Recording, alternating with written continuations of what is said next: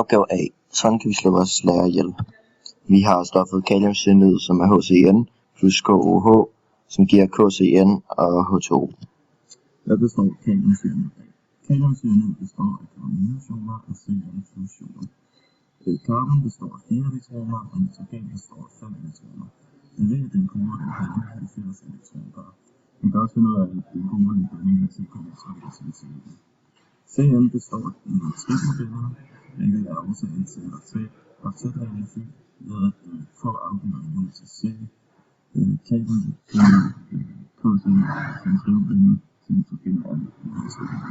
Hvordan ser skalmodellen ud? Her kan vi se de 3 forskellige skalmodeller af kalium, carbon, nitrogen, altså kvælstof. Man kan se, at i kalium er der en elektron i den yderste ring, og den skal opgives for, at carbon kan opfylde sin og tetra.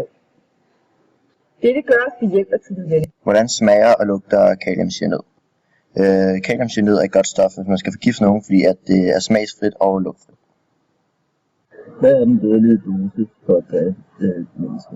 Den dødelige dosis for en gennemsnitlig mand ligger på omkring 0,2 til 0,5 gram. Vi har tænkt os at give vores lærer 0,5 gram, så vi er sikre på, at de dør. Selvfølgelig afhænger det jo også af den person. Kaliumcyanid i sig selv er ikke farligt, men når stoffet når maven, metaboliseres stoffet i ca. 20 minutter til hydrogencyanid.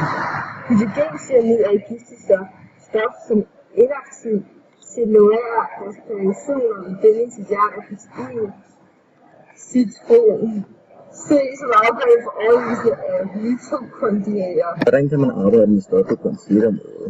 Indånding af dampealrøde indhold med kaliumcyanid kan være dødelig, og behandling af stoffet kan suge en væske.